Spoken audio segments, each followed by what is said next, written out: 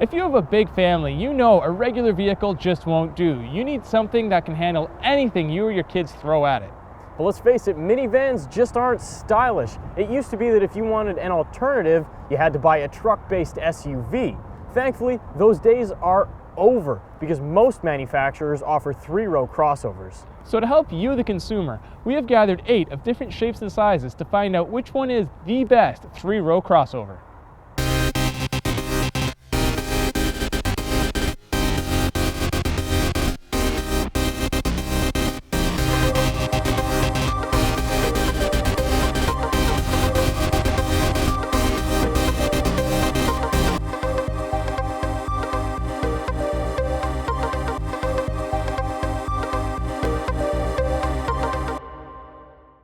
So in 8th place, we've got the Chevy Traverse, and it comes with a familiar 3.6-liter V6 mated to a 6-speed automatic and an all-wheel drive system. The powertrain makes 288 horsepower and 270 pound-feet of torque. And on paper, that might sound like plenty, but this SUV actually weighs just under 5,000 pounds, which puts it at the second heaviest in the comparison overall, just behind the Dodge Durango.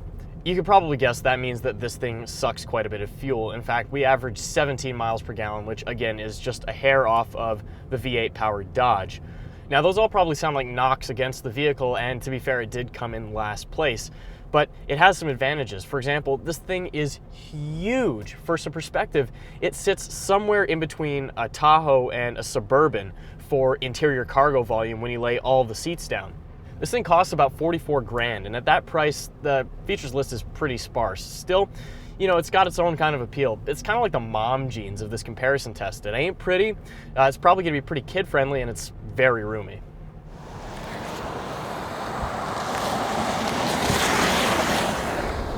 Coming in 7th place at a price of just over $50,000 is the Ford Explorer Limited all-wheel drive. Now, to get an Explorer over 50 grand requires selecting a lot of options, and our vehicle included things like adaptive cruise, dual pane moonroof, and of course the mysterious 302A option package. Besides being expensive, the Explorer is also thirsty, had the worst rated second row of seats, and has some spotty fit and finish inside. And I'll avoid going on another My Ford Touch rant. Things we do like about the Explorer, though, include the way it drives. The 290 horsepower 3.5-liter V6 combined with a soft suspension made this one of the most car-like vehicles to drive.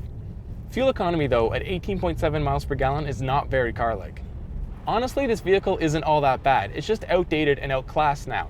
It is one of the few here, though, that is semi-serious about off-roading, and thanks to the new Police Interceptor edition, when you have a white Explorer like we do, the highway just seems to separate for you as you drive down the road.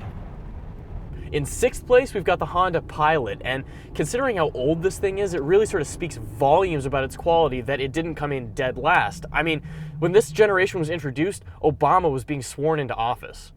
Under the hood, you've got a 3.5-liter V6 that puts out 250 horsepower through a 5-speed automatic. It's all pretty old and outdated, and yet it seems to work.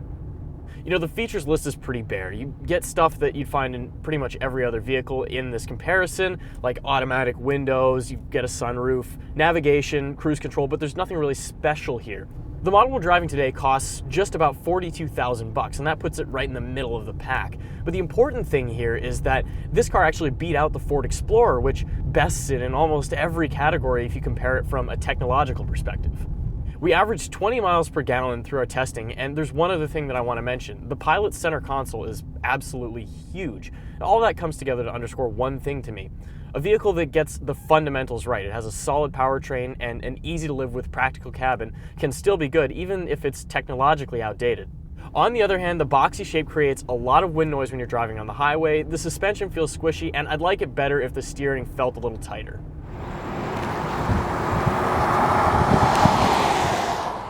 Coming in 5th place is the Kia Sorento SX all-wheel drive that, at almost $39,000, lists just higher than the cheapest in test Toyota Highlander. This is by far the most responsive vehicle in this test when it comes to engine and handling. That makes it the sportiest crossover, but that really doesn't mean much in this segment. With the 290 horsepower 3.3-liter V6, the Sorento rivals the Hemi-powered Durango as quickest vehicle here.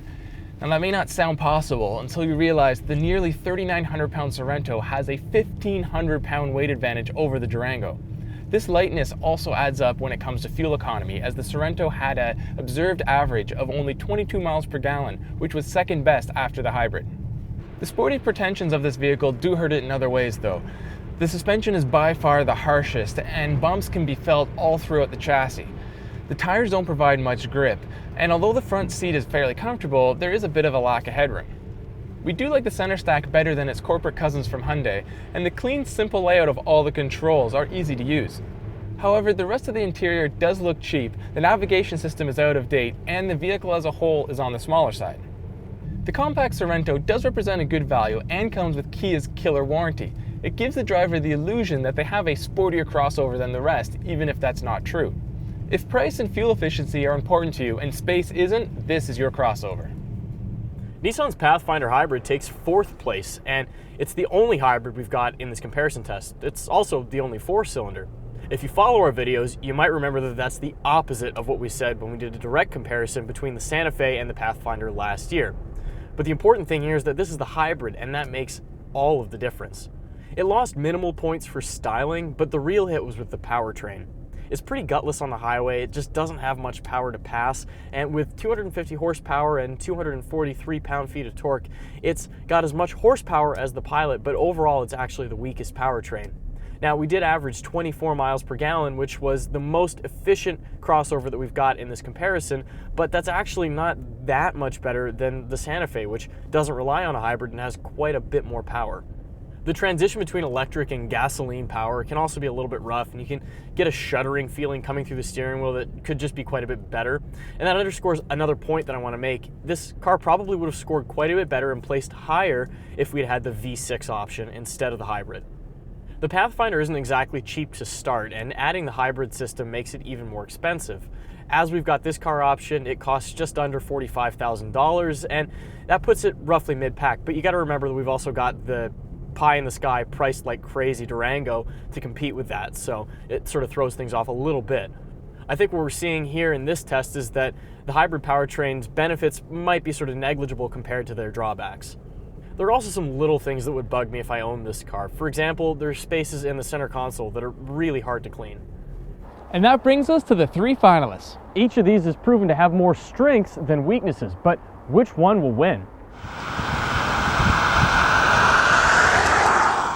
Hyundais have always been value-packed cars, and the Santa Fe Limited all-wheel drive is no exception. This 3-row crossover starts at just over $41,000, and that includes heated and cooled seats, a heated steering wheel, navigation system, and an all-glass massive sunroof. But Hyundai is over making just value cars. For years now, the manufacturer has been making good cars as well. They've tapped into the secret formula that Japanese manufacturers have been using for years of making the exact vehicle consumers want. The Santa Fe has above average ride quality and above average NVH. The 3.3-liter 290 horsepower engine is more than enough for this vehicle, although the heavier Santa Fe obviously feels a little slower than the lighter Sorento. Fuel economy is still very impressive though, at 21.2 miles per gallon average during our test period. We all like the interior layout of the Santa Fe, especially these brown seats and the easy to use center stack. The downside though is with the limited edition, you only get 6 seats. If you need to carry 7 or more people, better get the Highlander. Hyundai has taken a page from Toyota's playbook and created a vehicle that does everything well and doesn't offend in any area. Add in a great warranty and a low price, and this clearly is a top 3 vehicle in this comparison. The Highlander is a perfect example of why Toyota does so well as a company consistently.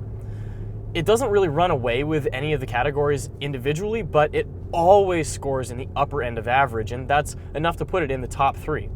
The V6 engine makes 270 horsepower, although honestly it feels more powerful than that, which is a pretty common trait for Toyota vehicles in general. We averaged just over 20 miles per gallon, and again that puts it really just right around the middle of the pack. The handling is predictable and consistent. It does a great job of soaking up road bumps. You get a big center console to store stuff in. You know, everything about it really just kind of finds its way into being easy to live with. To top it all off, this is actually the least expensive crossover in this comparison, if you can believe it. The model that we've got costs just over $38,000, and part of that's because it's pretty low on options. You can spend more and you can get more content if you'd like, but the point is, Toyota keeps proving that you really don't need to. I mean, what they give you at that price really is kind of enough. Like the Ford Explorer, the Dodge Durango came loaded up with almost every option possible and pushed the price to over $53,000. This Dodge can be summed up in 2 words: big and smooth. It has the smoothest engine, smoothest transmission, and one of the smoothest rides.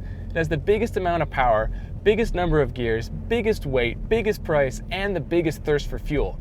16.7 miles per gallon, as we experienced, is hard to swallow.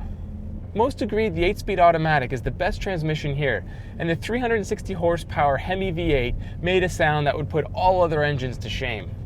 That said, the immense weight of this vehicle didn't make the power feel all that spectacular, and some found the transmission was reluctant to downshift. But the Durango is more than just a great drivetrain. It has a sophisticated, comfortable suspension setup, an elegant interior, the highest rated 3rd row seats, great leather on all seating surfaces, a comfortable 2nd row, and of course, the best damn infotainment system on the market today. But not everything is great inside the Durango. The upper portion of the front seats feels like a hard wooden board, and the fit and finish is just okay in spots. Let me get one thing clear though, this is the best vehicle in the comparison. But like the saying goes, you get what you pay for, and the Durango does cost a lot of money and requires a lot of fuel. Were these 2 issues enough to keep it out of top spot? So is it the value-packed Hyundai Santa Fe, the loaded Dodge Durango, or does the affordable, low-priced Toyota Highlander take the crown? Well, once all the scores were totaled up, one clear winner emerged. It is a vehicle that seems to do it all. It's affordable, spacious, comfortable, efficient, and it comes with all the technology consumers are looking for. The winner of the 2014 AutoGuide.com 3-row crossover comparison test is the Hyundai Santa Fe.